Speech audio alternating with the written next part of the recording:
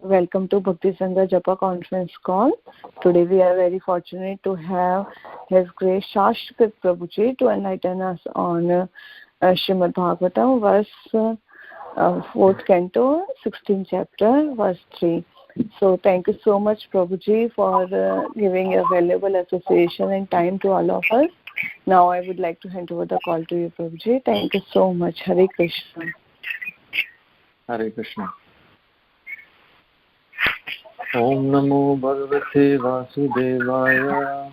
Om Namo Bhagavate Vasudevaya. Om Namo Bhagavate Vasudevaya. So we're reading from Grantharaj, Srimad Bhagavatam, Canto 4, Chapter 16, text number 3. This is the Sanskrit verse. Atapi budara sarvasa prator hare kalavatarasya katham vritha dritham yathopadesam munibi prachodita slagyani karmani vayam vitanmahi. Translation and purport by His Divine Grace A.C. Bhaktivedanta Swami Srila Prabhupada. Translation: Although we are unable to glorify you adequately, we nonetheless have a transcendental taste for glorifying your activities. We shall try to glorify you according to the instructions received from authoritative sages and scholars. Whatever we speak, however, is always inadequate and very insignificant. Dear King, because you are a direct incarnation of the Supreme Personality of Godhead, all your activities are liberal and ever laudable. Purport. However expert one may be, he can never describe the glories of the Lord adequately. Nonetheless, those engaged in glorifying the activities of the Lord should try to do so as far as possible. Such an attempt will please the Supreme Personality of Godhead. Lord Chaitanya has advised all his followers to go everywhere and preach the message of Lord Krishna. Since this message is essentially Bhagavad Gita, the preacher's duty is to study Bhagavad Gita as it is, understood by disciplic succession, and explained by great sages and learned devotees. One should speak to the general populace in accordance with one's predecessors, sadhu, guru, and shastras. This simple process is the easiest method by which one can glorify the Lord. Devotional service, however, is the real method. For by devotional service, one can satisfy the Supreme Personality of Godhead with just a few words. Without devotional service, volumes of books cannot satisfy the Lord. Even though the preachers of the Krishna consciousness movement may be unable to describe the glories of the Lord, they can nonetheless go everywhere and request people to chant Hare Krishna. Om Ajnana Timurannasya Jnananjana Shalakaya Chakshur Unmilitamena Tasmai Sri Gurave Namaha. Namo Vishnu Padaya Krishna Prastaya Bhutle Srimate Devamrita Swamini Tinamani. Namo Vishnu Padaya Krishna Prastaya Bhutle Srimate Bhakti Vedanta Swamini Tinamani. Namaste Saraswati Devi Gauravani Pacharini Nirvisesha Shunyavadi Paschatya Destarami. Jai Shri Krishna Chaitanya Prabhu Nityananda Shri Advaita Gadadhar Sivasadi Gaura Bhaktivinoda. Hare Krishna Krishna Krishna Hare Hare Hare Rama, Hare Rama, Rama Rama, Hare Hare. So thank you, Priti Vilasini Mataji, for giving me this opportunity to speak. I see that Bhakti Sanga, by all your team effort, is very hot. So many international speakers and exalted devotees are regularly speaking. So I feel honored to be part of this, that even I get an opportunity to participate. So very beautiful verse and purport by Srila Prabhupada. A lot can be said about this. Here it says, the devotees, the citizens are glorifying Prithu Maharaj. So it is explained that whenever somebody does something wonderful, whenever a devotee does something wonderful, if we just glorify that devotee, then we get the same blessings that the devotee received by all his hard work. On the other hand, if we speak bad about a devotee, then we get the karma, same karma that the devotee got for doing something bad. Not only that, if we said something bad about another devotee, and which is not true, sometimes it happens, then what happens? We get double the karma. So to speak nicely about another devotee is actually free and it's easy. And we get so much blessings. So that's what we see here. The behavior of the king. Of course, he's the Supreme Personality of Godhead, but kings in general, back in the day, they were Raja Rishis. And their activities are so wonderful that the citizens are super inspired. And they feel inadequate to glorify the Supreme Personality of Godhead. The Chaitanya Charitamrita says that even Ananta Sesh, with his 1,000 hoods, if he starts glorifying the activities of Panchatattva, even Ananta Sesh won't be able to come to the end of it. So here we can see they're glorifying the Supreme Personality of Godhead, which is the process. And Prabhupada gives a very amazing purport explaining the position of the Supreme Personality of Godhead. And he makes it very easy for us. He reminds us what is our family business, what is the process. So the process is not just glorifying the Supreme Personality of Godhead, but also to spread His glories. Here it's said about Haridas Thakur, that Advaita Acharya said about Haridas Thakur that, many people, Haridas, they behave nicely, but they do not preach. And some people, some devotees, they preach very nicely, but they don't behave nicely. But you, Haridas, your behavior is excellent and you're an excellent preacher. So this combination is what Prabhupada is stressing in this purport.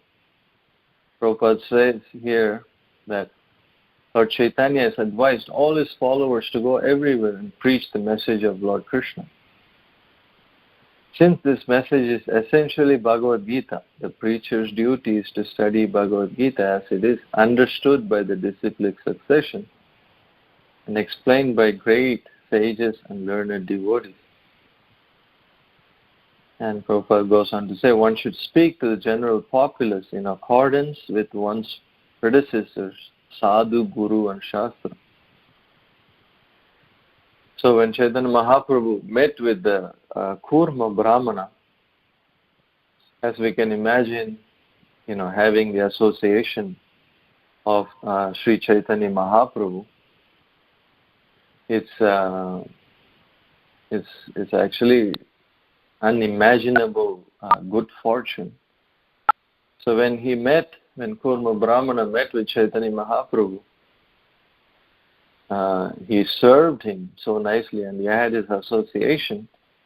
And when Chaitanya Mahaprabhu was about to leave, Kurma Brahmana approached him and said, like, this materialistic life, this family life, is like scorching me. Samsara dhavanala. It's like a forest fire. Please take me with you so that way I can just be in your association and serve and chant and like this. And Chaitanya Mahaprabhu told him, don't speak like this. This is imperfect renunciation. Chaitanya Mahaprabhu told him, Yare dekhe tare kaha Krishna upadesh. Amara gyai guru hana tara hedesh. He says, under my instruction, you become a spiritual master. And whoever you come across, whoever you meet, you tell them about Krishna consciousness. And this way, under my instruction, you become a spiritual master. So Srila Prabhupada also said this when he was present, physically present. Srila Prabhupada said, we have 10,000 or so devotees now. And if each one of them, under the instruction of Chaitanya Mahaprabhu, spreads Krishna consciousness, and they bring in another 10,000 devotees, and those who come through these 10,000 devotees, they bring in another 10,000. Like this, Srila Prabhupada stressed the importance of Vaishnavas. The presence of Vaishnavas in this world is the greatest need. Because sometimes, we want to, show like, I'm a preacher and this and that. Or if somebody else is preaching nicely, we become envious. Oh, who does he think he is? Well, like this. But actually, if we actually understand the precarious condition of the material world and what kind of world this is and how important a Vaishnava's activity, service is to bring in other conditioned souls to the lotus feet of Krishna, we will be so glad. We'll be so glad that Krishna consciousness preachers are there.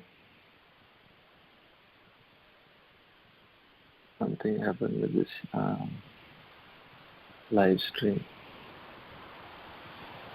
So this way, we'll not be envious, we'll be glad, we'll be grateful. So here Chaitanya Mahaprabhu told Kurma Brahmana, if you spread Krishna consciousness, we will meet again, he told him. Or in other words, Chaitanya Mahaprabhu said to Kurma Brahmana that we will never be separated. We'll always be in the presence, in the mercy of Chaitanya Mahaprabhu. So this is the exalted position of somebody who's teaching Bhagavad Gita. But sometimes we see that, when we are coming to Krishna consciousness, we want to like become renounced. So that's a misunderstanding. Because there's so much Mayavad philosophy outside, in the outside world, that as soon as we come to Krishna consciousness, we think like, oh, we have to renounce everything. Like there was one person that I met in book table, and then that person had this understanding, like, so he was asking like, oh, so do you drive a car? Do you have a phone and all these things? I said, why not? And then he says, oh, I thought you're not supposed to have any of this stuff. I said, do you know anything about Krishna consciousness? And then he said, no, I've never read anything. I said, what makes you come to the conclusion that I shouldn't have anything? And then he's sort of like, oh, I thought, you spiritual people not supposed to have anything. So people come to this conclusion. Even I was talking to one new devotee, and when we were having this discussion, and this new devotee, he very nice, very enthusiastic, sincere soul, very Krishna conscious. So he was applying for different job opportunities. But then finally he got a nice job offer. But then he decided to go into the ashram. So I said to him, why are you doing this? Why don't you, get some experience with this good job? That way, in the future, if you need it, you have some experience, job experience, instead of doing some odd jobs and working hard for a few dollars an hour. And then his response was like, oh, what do I need these things for? I'm renouncing this world. I don't need any of this stuff anymore. Like he's asking me like, what do you mean? Like I need money in the future? What I don't need anything. So I was discussing to him that actually, unless somebody is a brahmachari or they're in the sannyas order, everybody needs some kind of support, some kind of security, some kind of income. And for most people in Kali Yuga, the safest ashram is the Grihastha ashram. So I was telling him, you're already like in your late 30s, so, brahmachari life means you're like a, bamboo, like a fresh bamboo where it can be molded. But later, if you're already like past 35 like that, it's very rare some people can go into the brahmachari training at this age. And they're not a sannyasi, so I was explaining to him how everybody have to be like properly situated in life. And when we are situated with family and some source of income, with that peace of mind, we can do so much service. It's not like, I'm not living in the ashram, therefore, I cannot serve. But Prabhupada and our Guru Parampara, they're so liberal and creative and Krishna conscious. They've given us this technique, how we can do so much service. We can do so much service no matter who we are. Every evening and every weekend, and whoever we meet at work or whoever we come across,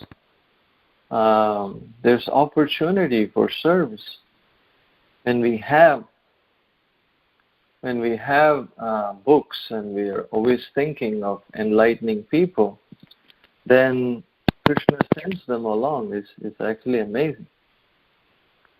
And here Prabhupada says one should speak to the general populace in accordance with one's predecessors, sadhu, guru and shastras. The problem in the world is unless somebody reads Prabhupada's books, they have no idea of this sadhu, guru and shastras. There are so many teachers online outside of Krishna consciousness. They are teaching, but there is no reference to sadhu, guru or shastra. It's all like guru based. It's based on some charismatic leader, and whatever he says, that's what people take it seriously. That's what becomes like the message. But if anyone can say anything, then that's why there's so much disturbance in the world. There is no guru, sadhu and shastra, and whatever anyone says becomes spirituality, or anyone can say anything. Then we have a situation like we have in the world right now. Like one time Prabhupada was mentioning how the Gandhi, Mahatma Gandhi was very influential among the Muslims. So the Hindus, they came to Gandhi and they said to him, there's some serious static. I'm not sure if it's coming from me or from somebody else. So they came to Gandhi, and the Hindus, they were saying like, "Oh, Gandhiji, you're actually very powerful, very influential among the Muslims. Why don't you tell them to stop eating cow flesh?" And Mahatma Gandhi, he responded to them saying like, "Oh, what can I say? It's their religion." And Prabhupada was shocked to hear such a response. He's like, "What is this nonsense? It's their religion, so they can do whatever they want. So if anyone can claim to do something in the name of religion, then it becomes like a norm." So Prabhupada was making a point, like, why if somebody takes to slaughtering other humans or children in the name of religion, will that be acceptable? No, it will not. So why did he say that it's okay for them to eat the cow meat because it's their religion? So this is what happens.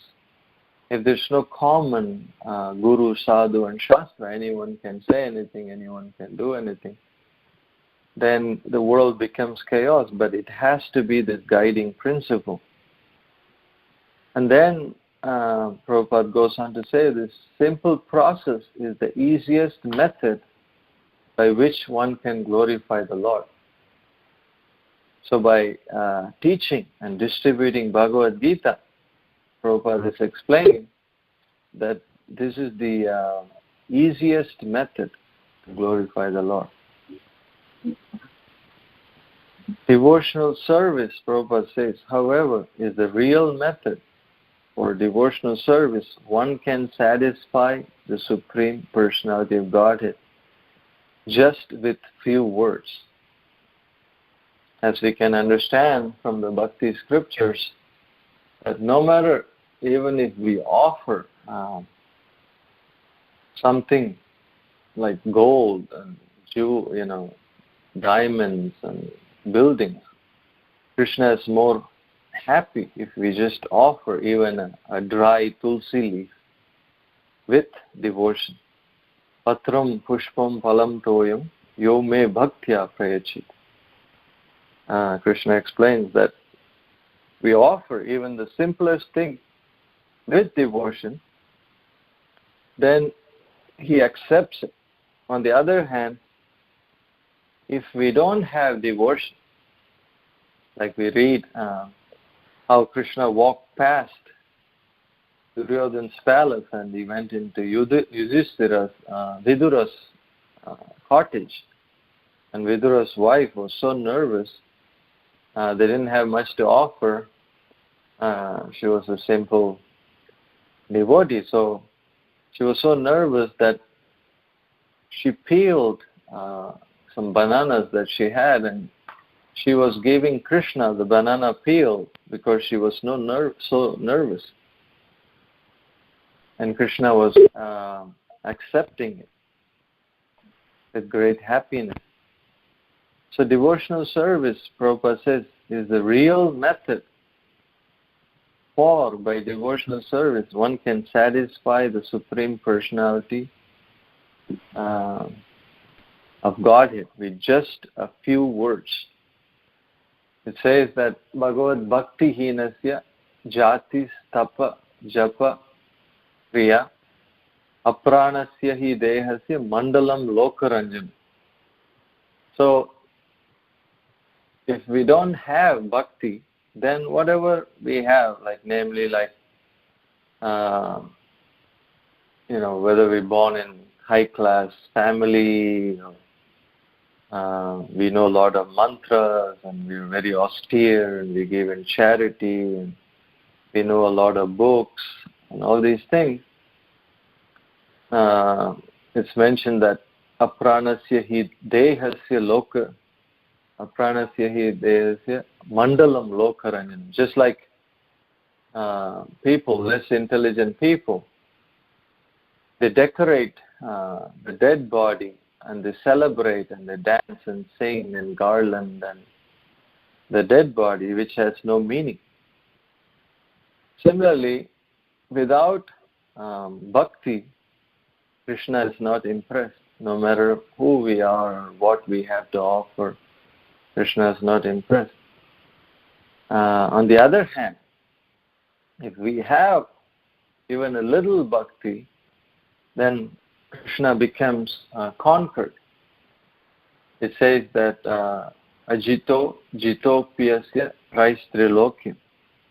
It says that Krishna is ajita, but he becomes jita. He becomes conquered. Unconquerable becomes conquered. Sthane sthita srutikatam tanuan manobir. Just by being situated in whatever position we are and just go on hearing about Krishna, then the Supreme Personality of Godhead, Krishna, becomes conquered. So Prabhupada says in the purport, without devotional service, volumes of books cannot satisfy the Lord. That's an amazing statement. There are so many books written about spirituality, but because the people that wrote the books, they're not devotees. And the books, naturally, if it's not written by a devotee, then it cannot inspire bhakti in the hearts of the readers. Then such volumes of books are useless. Like Srila Bhakti Siddhanta Saraswati Thakur used to say, like, if we just kept Srimad Bhagavatam and we shred every other books that was ever written, he's talking about like mundane books. And he said, there will be no loss to the world. Even we see in our society, when children homeschooling, they go, they only read Srimad Bhagavatam. And they grow up as very intelligent and well-cultured, gentle and poetic. They become like amazing civilized beings just by putting all their energy into Srimad Bhagavad, because there is bhakti in it. And that's what Prabhupada is saying. Without bhakti, even the volumes of books cannot satisfy the Supreme Personality of God. Like I mentioned before, one time, the beginning days, there was a lady that asked Srila Prabhupada, "Oh, you talk so much about the Bhagavad Gita." And then she said she asked Srila Prabhupada, "Where can I find a copy of the Bhagavad Gita?" And Prabhupada, with all honesty and humility, he told her, "I'm sorry, I cannot recommend you any edition of the Bhagavad Gita out there." At this point, there was 250 editions of Bhagavad Gita available. Why did Prabhupada say that? Because the authors, whoever wrote these books, they have no devotion. They have no bhakti. And unless we understand God is a person, Krishnastu Bhagavan Swayam. So unless we understand God is a person, and we understand there's one Supreme Personality of Godhead, Sri Krishna, it's very hard to develop any devotion. It's impossible to have bhakti. Where Prabhupada would say the term bhakti only applies to Vishnu devotees. If you're not a Vishnu devotee, and if you're a devotee of some other god, then you're called a Shakta.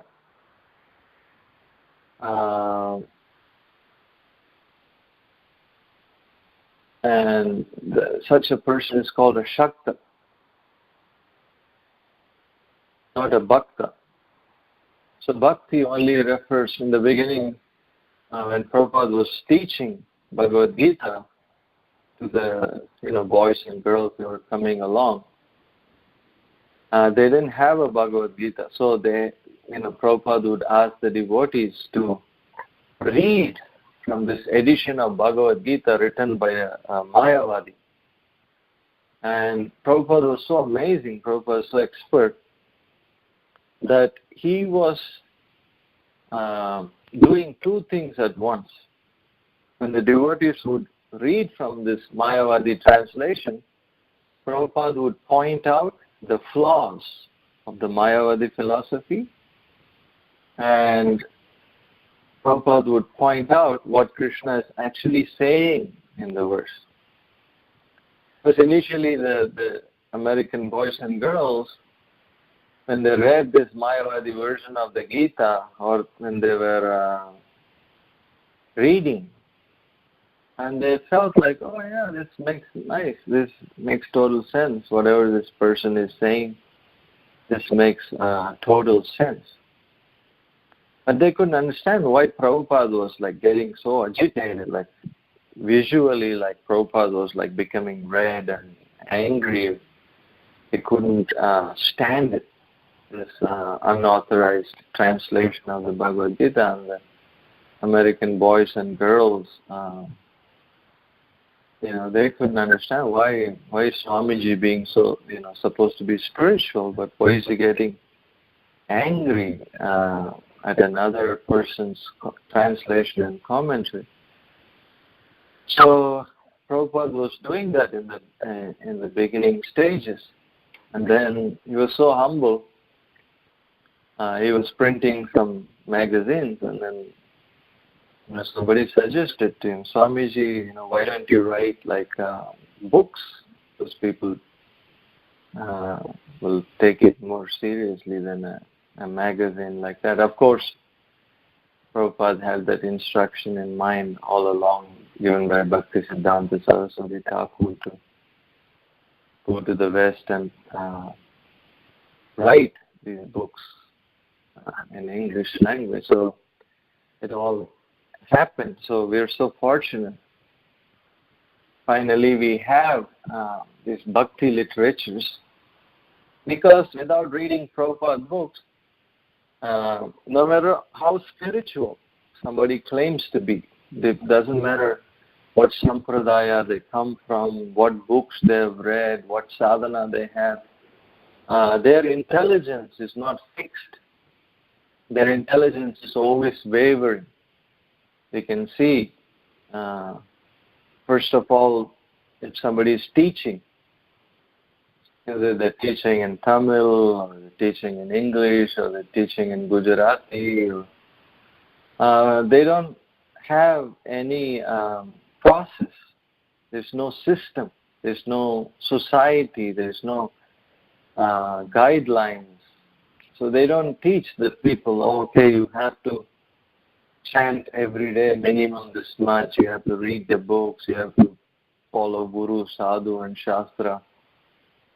So people talk very funny, very poetic, and then the audience listens for a little bit, and then, we go on with the life. Like I meet people all the time in the book table. Oh, my family comes from Vajranath, my family comes from Nityananda Prabhu, my family comes from,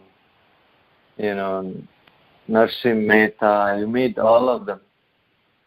But you will see, like, at the end of the day, they will be like, all the gods, we respect all the gods. Like, they have no intelligence to understand the supreme position of Krishna. So, and then they will, go to some music concert and then buy some halal chicken at the end. So their mentality is wavering, many-branched. Vyavesatmika buddhi eke hai Purunandana, Krishna explained. Bahusaka hi anantasya buddhayo vyavasayana. Those who are not resolute in their purpose, those who don't know Krishna's supreme position, and they don't have goal in mind to serve the Supreme Personality of Godhead, they'll be many-branched all the time. They're mixed. 1 minute spirituality, next minute Hollywood song, next minute hiking, next minute going to movies, next minute fighting, next minute talking all like New Age philosophy. It's like, people are so bombarded, their consciousness is bombarded. So unless somebody reads Prabhupada's books, no wonder Prabhupada is very strong in his words and very strict, because he's trying to train like the monkey, like people of Kali Yuga. Our mind is like all over the place. We have no understanding, no realization, no manners, no respect. So we come into spiritual life just like a monkey.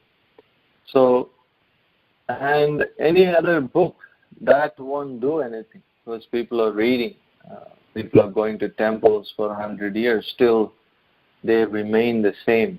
Their hearts are untouched.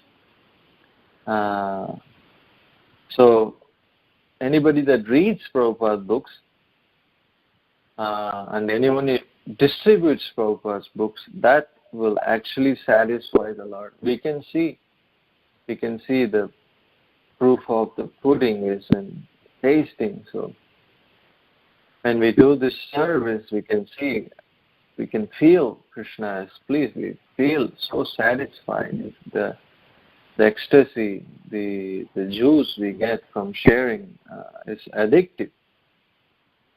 And Prabhupada didn't mean that, we are preachers, so we only like teaching pious Indians, coming from Gujarat or Maharashtra or Chennai or like that. No, Prabhupada wanted that we reach out to the locals, blacks and whites and Chinese and Mexicans.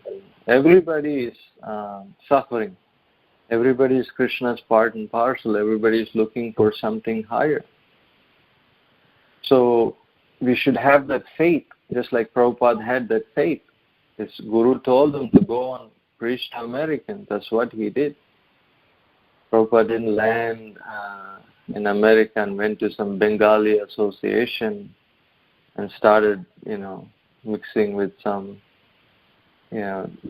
older pious Hindus. No, he went. He went into the heart of New York, and he was studying how this foreign culture, this American culture worked, and what these people were interested in, how to teach them Krishna consciousness. Because Prabhupada said one time, you think all these examples I'm giving, they're coming like automatically? No, I'm always thinking about it. I'm always thinking about it. It's like recently, His Holiness Deva Amrita Maharaj, my Guru Maharaj, he was doing a program in one of the universities, and one new age student asked him, so, as being a monk, being an enlightened person, what do you ponder upon? What do you contemplate when you have time? And then Maharaj asked him, like innocently, like, me? You're asking me? He said, yes. And Maharaj said with all humility, he said, I'm always thinking how to help young men like you, the way you don't waste your life. I was like, wow, that's amazing, because that's actually samadhi. You can imagine how much Prabhupada was meditating how to present these books to the people of Europe and America and all over the world. So we have to share these teachings with everyone, not just with Indian people, Indian congregation. These books are written and they were meant for all English speakers or any language. Nowadays we have like over 60 editions of the Bhagavad Gita. And Prabhupada says at the end, even though preachers of the Krishna consciousness movement may be unable to describe the glories of the Lord,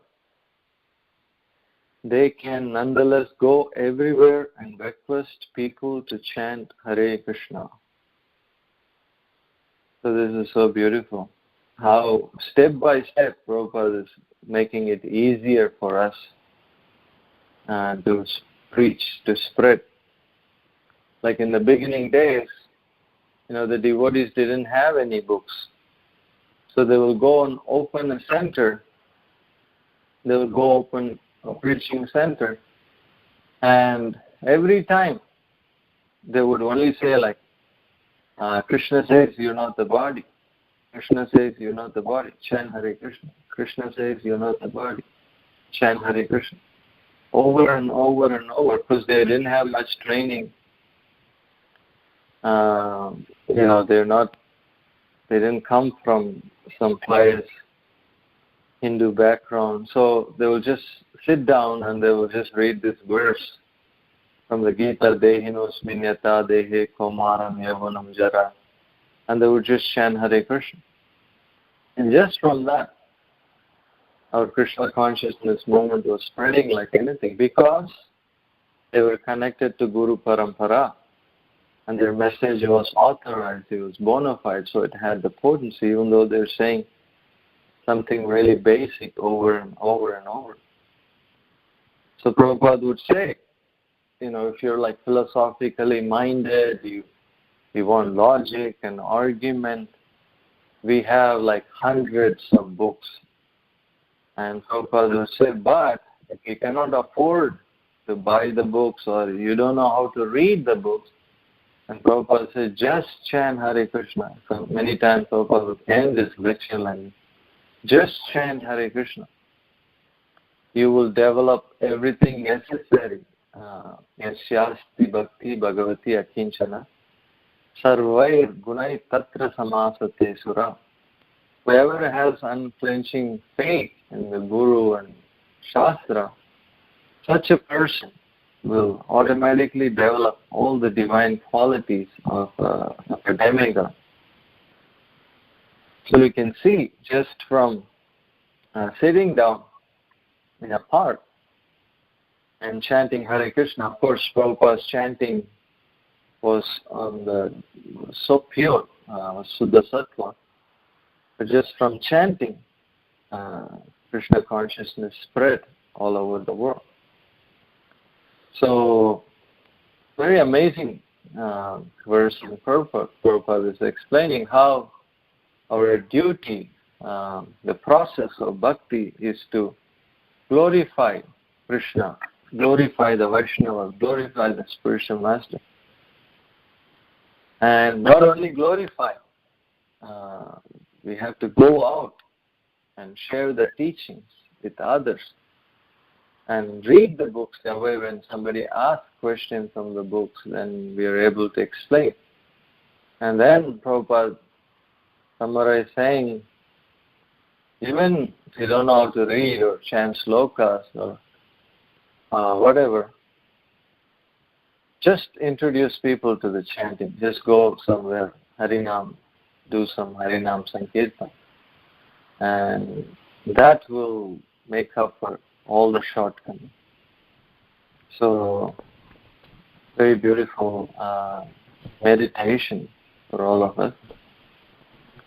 So, I'll stop here and see any of the devotees have anything to add or any questions or comments. Please feel free to.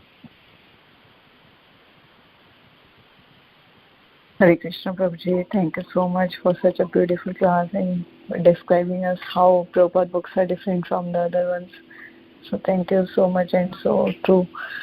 So thank you so much Prabhuji. Now I request everyone to ask if you have any questions or comments for Prabhuji, you can ask now. Thank you so much. Hare Krishna. Hare Krishna.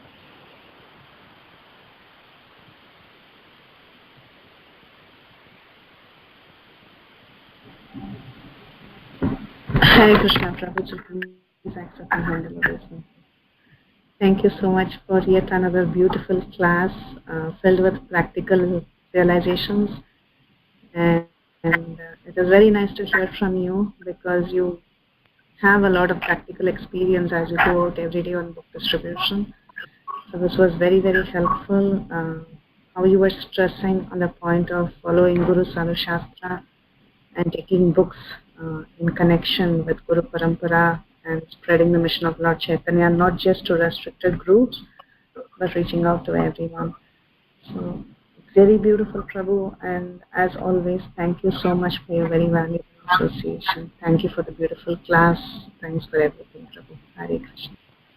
Hare Krishna. Thank you for the opportunity.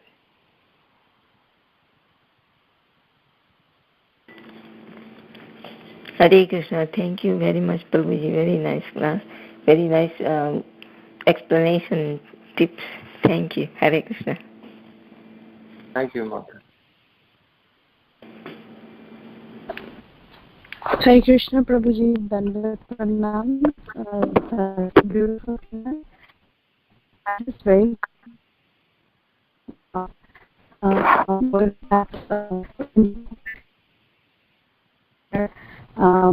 where he is, he asks the disciples to read Maya books, and he gives he actually invites to partake with. These conversations are recorded somewhere, and so we also benefit and see Prabhupada preaching this. Mother, this connection is not clear, so I cannot hear properly. Can you repeat again, please, what you were saying? Mataji, please come close to the mic. Yes, Prabhuji, can you hear me now? Hi, Krishna. Hi, both. Can you hear me now? Uh-huh. Okay, my question was, I'd like to know if these conversations with his disciples are recorded anywhere where he is, preaching the Vaishnava philosophy based out of the Mayavad books. Oh, in the... where it's recorded? Yes, Prabhuji, it would be interesting read for me, so that's why I'm curious to know. Oh yeah, that's what we heard from Prabhupada disciple memories, and also like Leela Amrita, the beginning days of Krishna consciousness. But if you want exact reference, I can find it for you, Mother. Sure, Prabhuji. Thank you so much. Actually, I was thinking if these, conversations are somewhere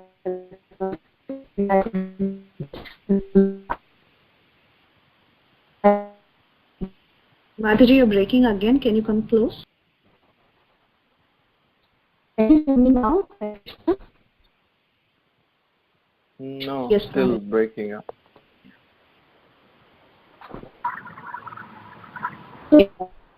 Question here. Yes, Prabhuji, if you can just pass on the link, I would appreciate it. Thank you so much. Sure, Mother. I'll do that. Hare Krishna, Prabhuji. Thank you for the beautiful class. My question is, as you said, it is our duty to, approach the whites and blacks like that, apart from the Indians. So when we approach them, they ask, what are you? Are you Hindus? So I'm not sure if we are Hindus or what to say who we are. I mean, they need a familiar term to connect to. And because I go to these homeschooling conferences and a lot of parents come to me and they ask me, are you Christian? And I say, I am not Christian. Then they ask, what are you? Are you Hindu, Muslim? So what do we call ourselves, Prabhuji? How do we introduce ourselves before we talk about Krishna? Thank you. Yeah, very nice question. So, whenever people approach me in the book table, I tell them like these are ancient yoga wisdom or yoga text, and they talk about dharma. Most Americans actually surprisingly familiar with this term dharma. And then I tell them how, this is monotheistic. You can even tell them it's Vaishnava philosophy, because sometimes, people mean it in a good way when they ask, like, are you Hindus? Like, they're really excited about it because that's all they know. So in that sense, I don't get into a whole presentation about how this word Hindu is not mentioned in the Vedas and all that. I just leave it at that.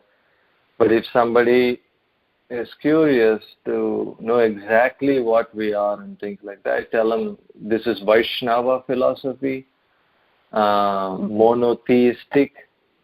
And if they ask, like, so Hinduism, I say, if you really want, you can say it's like an orthodox form of Hinduism.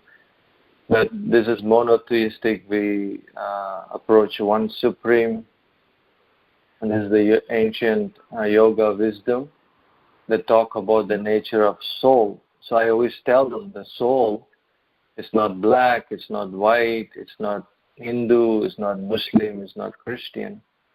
And I give the example that Prahlad Maharaj gives in the Srimad Bhagavatam. I tell them, like, just like a iron filings, minute iron particles, they rush towards a big magnet, and they go and stick to this big magnet. So that's not a religion, that's a science.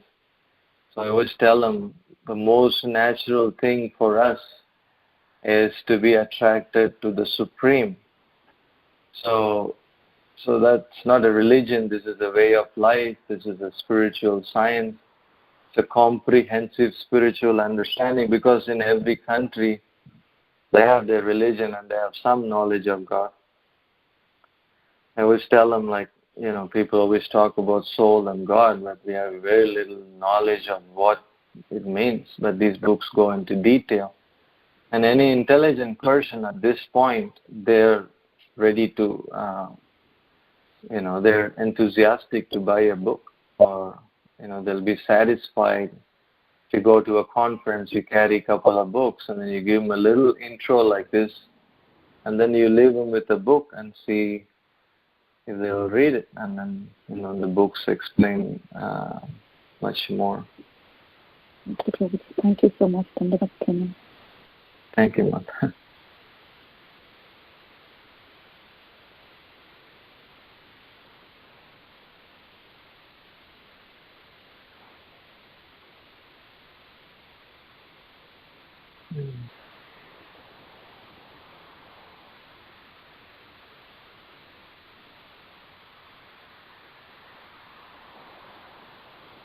Hare Krishna.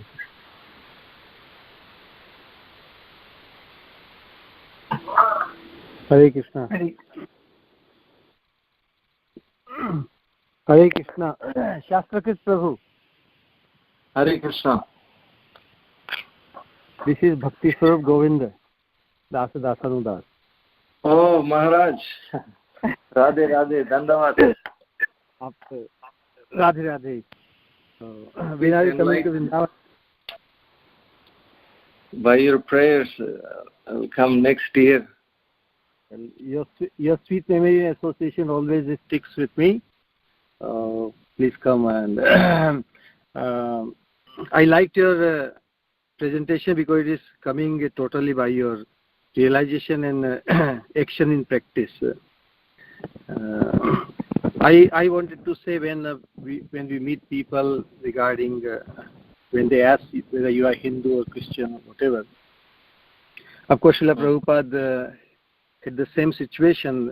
Those who are religious minded, they would always notice that why this Hindu person is coming and trying to teach us we have our Christianity and everything. So Srila Prabhupada did not make that discrimination. He said yes, whatever. He acknowledged yes, Christianity also has a process and everything, but because, as we know, due to the influence of time, because the process is spoiled and its ideals are misplaced or mispracticed. So Srila Prabhupada emphasized that we are all servants of God and we have to follow His injunctions.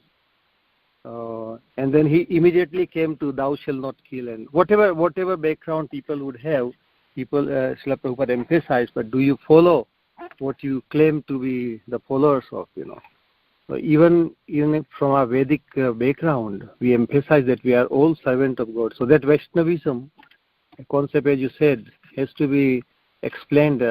What does it mean? Because everybody by their nature is Vaishnava. So immediately we become connected to anyone. We have to explain what Vaishnava means. Means we are all eternal servants of God, and becoming in ignorance of that and not acknowledging and practicing according to our nature, Swarupa.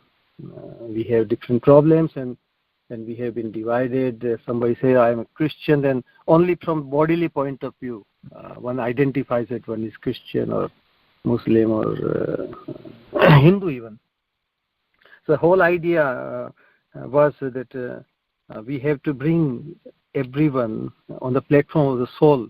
Doesn't matter they are coming from Christian background in their religious upbringing, but spirit soul aspect. And that way we have a common bond with anybody, black, white, women, men, or any country. Then immediately people can become interested. Just a thought came to me. I just want to share. How is your book distribution going, bro? Book distribution is going good, Maharaj. My Guru Maharaj are really happy because many African American people, they are seeking, they're searching, they go online and they're following this yoga, that guru, and they're becoming vegan and like that. So they're buying like full set of Srimad Bhagavatam. So wow. When I show the pictures to my spiritual master, he's so happy. He wants me to increase. He wants me to focus more on distributing full sets of, like he calls it, don't nickel and dime people with little books. Give them full sets of Prabhupada's books. So please give me your blessings. I can do that. Yes, that's the whatever background they are coming from, they are getting the ultimate nature of their Christianity or whatever, because this is the Param Dharma you are distributing. So Param Dharma includes all inclusive. Yeah. Thank you. Very, very hilarious to hear that. Thank you, Maharaj. Hare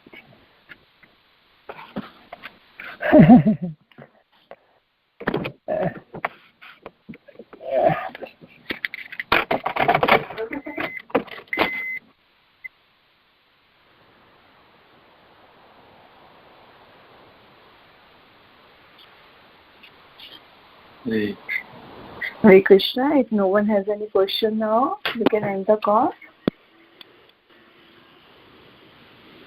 Okay, thank you so much. Hare Krishna. Let me just squeeze one in. Yes, Hare Krishna Prabhu. Thank you for class. Hare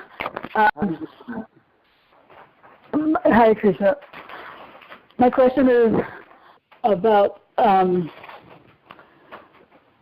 calling, certain religions sectarian or of the bodily platform versus Krishna consciousness, which we claim is not sectarian. So this is how my thought process goes. But if a person is following Christianity, right? I feel like a person may follow Christianity or any religion for that matter in one of two ways. Either they can follow the religion in a ritualistic manner, maybe not even that conscious of what their rituals are meant for, just because it's the tradition of their family and society. And then the other way of following a religion is by understanding the purpose of the religion and following the rituals of that religion for the goal of self-realization, whether it be Christianity, Judaism, Islam, whatever. So my question is, if a person is following their particular religion in just a mechanical, ritualistic way, is that when we call it sectarian and of the bodily platform? But if they're following the religion for the goal of self-realization, at that time would we no longer call it sectarian? Because in Krishna consciousness we too say that we follow our rituals for the purpose of self-realization. So if a person is following one of these other religions for that same purpose, should they not also be called non-sectarian, just as we call ourselves non-sectarian? That's my question. Yes, Mother, that's a very good point. So there's no doubt that other religions present themselves and they claim to be non-sectarian, but because they don't have enough information of the soul or the Supreme Soul, Krishna, they basically become limited in their behavior. They're like, my guru was recently visiting. He was pointing out to a group of people that, and the Bible says, love thy neighbor. Then, we because we don't have knowledge of what that statement, to what extent that instruction goes, we think, love that neighbor. Thy neighbor means I'll just love the humans in my neighborhood, and I'll gobble up all the animals in my neighborhood, or I'll destroy all the vegetation. Or he was saying, love thy neighbor means if they're my same bodily color, and they go to the same church, or they speak the same language. So even though the other people genuinely claim to be non-sectarian because they don't have knowledge, comprehensive spiritual understanding, whenever they behave, you can see they fall short. So in that sense, the Krishna conscious devotee, because everyone wants to have a wholesome experience, wholesome life, but we're just part. And if we don't know what the whole is and what the practical process to connect with that whole, then without that path of purification, people's consciousness is polluted. So very few people nowadays, you see that they're genuinely like understanding and following the teachings. Most of them have no clue even what the religion, like Prabhupada calls it, rubber stamp. I claim to be Hindu, Muslim or Christian, but then you ask him some question, immediately they start talking on the bodily concept, and they talk like so much nonsense. So they need more information. So therefore, I guess you would say that if a religion limits the candidacy for its followers to only a particular group of people, then it is called sectarian. Mm-hmm. And they don't call it out loud like that, but it ends up like that. Yes. So we say in this conduct, we're not sectarian because we say that the reason why we say it's non-sectarian is because we say that any creature, any living entity is allowed to follow this path. Is not limited to any particular species or type of people. Yes, absolutely. Okay, so the reason for my question is because my mother-in-law is or was, she left her body now, but she was a devout Catholic. Mm-hmm. And she was very, I have to say she was a sincere devotee, and she was, when she was housebound, she would listen to the Catholic Mass, even though she didn't speak English. She would listen to the Catholic Mass religiously, with very steadily she would. It was her, you can say, sadhana. And so because of that, I was able to hear those sermons or lectures from time to time, and I was really amazed because those sermons could have been delivered by some ISKCON devotee, so in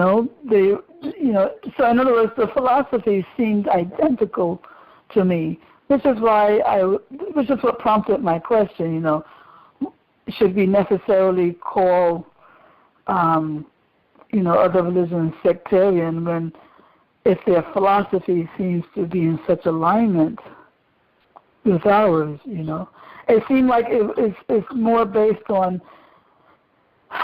how the practitioner is following rather than the religion itself, Yeah. I don't know. Yes, sir. If you're sincere, Krishna reciprocates. No matter what language or what. But again, ultimately, they can only go so far. That's where Krishna is there. But because there are some Christians, for example, that they don't believe in killing animals. In other words, there are Christians that seem to be Vaishnavas, but following the Christian path. So, I'm wondering why they would necessarily be so limited in their destination. Yes, so there are exceptions like that, but generally speaking, for an average person, if they want to love God, through a particular religion, where is that information about God in their books? Unless somebody is a saint, like you're saying, they have revelations, but the beauty of Prabhupada's books is like in any average Joe on the street, he can pick up a Srimad Bhagavatam and read about the activities in Goloka Vrindavan. But in their teachings, it's like, I remember growing up, you asked I went to a convent, so you asked the nuns and the priests, so what do you do when you go to paradise? What do you do when you go to heaven? And they'll just rub my head and say, oh, you're so cute, and they just like walk away. It was not trying to be cute. There was a serious question, but they had no idea what to tell me. It was beyond them. So, that's the limitation. So it's a basic book, like even Christ mentioned, I have so much more to tell you, but your ears are not ready for it yet. So but would you say that limitation in their knowledge makes them sectarian? Yeah, I mean, it depending on, because you're not even off the bodily concept, right? Even I read one time in a newspaper, the Pope was saying, I'm sick of these discussions about abortion and gay rights. I want to hear something about God, So if we are not even off the bodily concept, which, most of these religious people are not, and what to speak of understanding like Krishna's to Bhagavan Swayam, and we're going to act based on the limited knowledge we have, and most people are not nuns or priests or saints, so they just go, call themselves this or that, and then they live, watching TV and paying bills, and so they have no higher taste. Param Drishva Nivartate, Krishna says, unless we have a higher taste, we'll be forced to act on the lower modes of nature.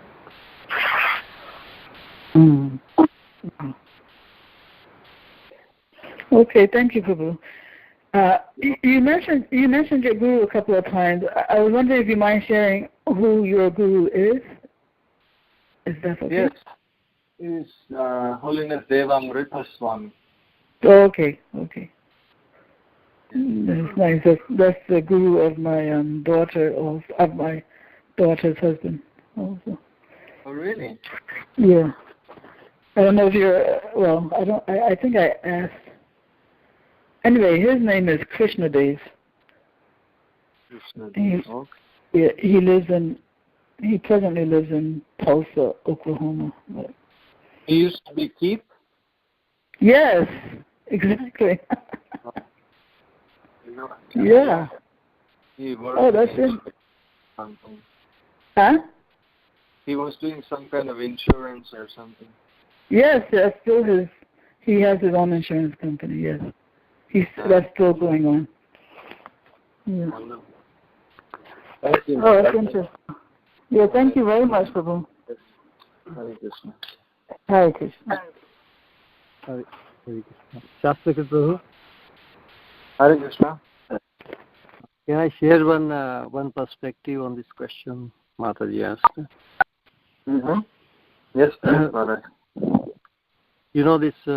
We idealize our system of Krishna consciousness, but the nature of Krishna consciousness is ever progressive. Wherever we become stuck with our system, then the sense of imposition and comparison comes.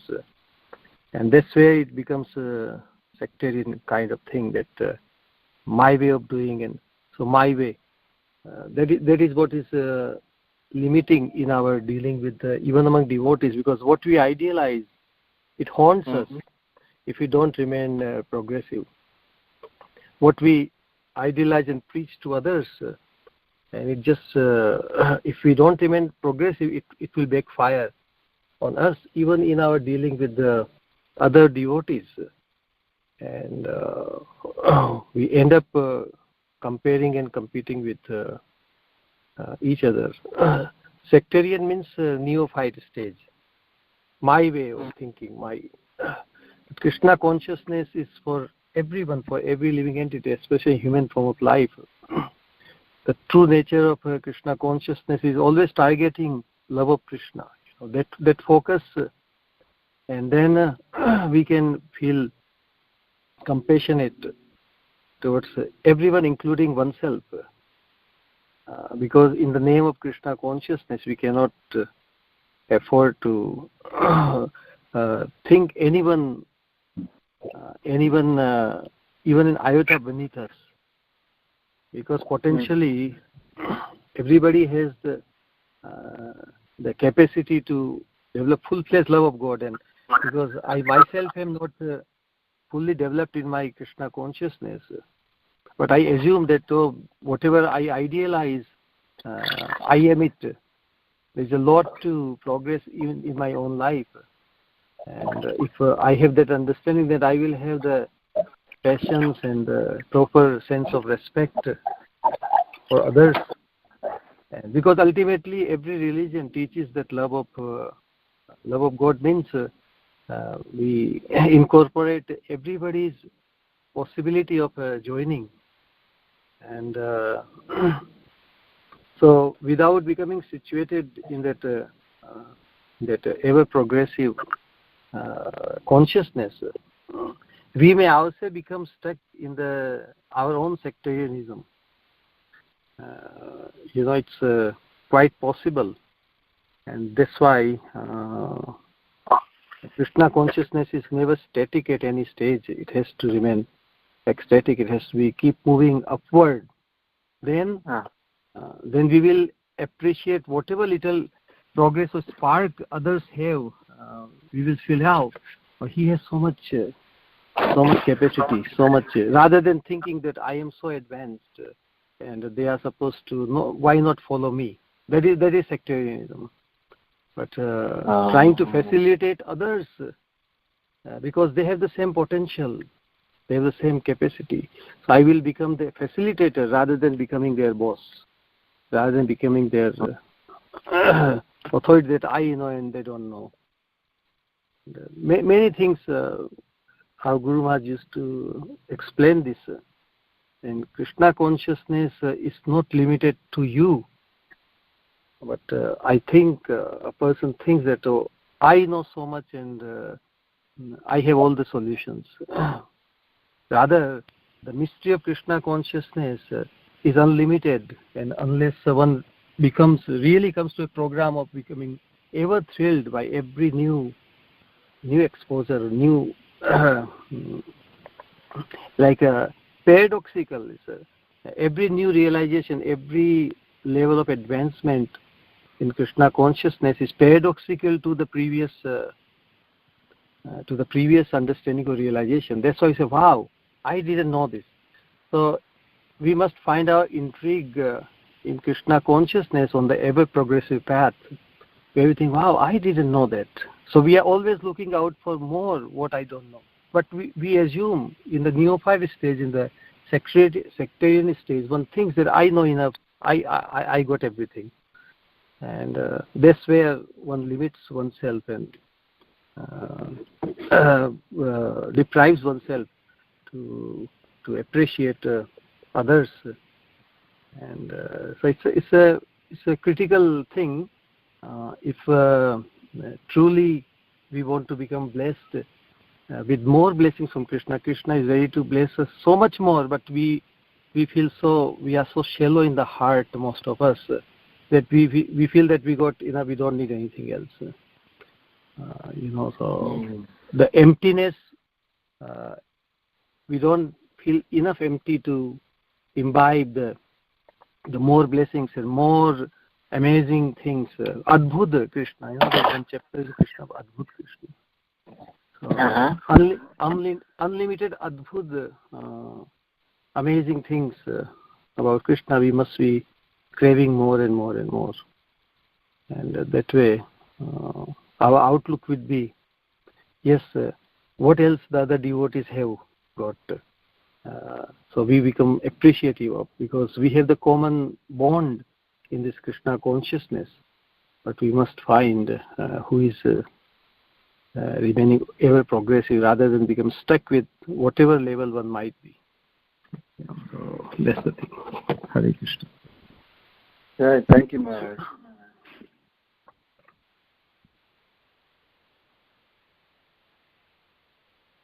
Thank you, Maharaj. Dandat Pranam. Thank you, Prabhuji. Koti Koti Dandat Pranam. Hare Krishna.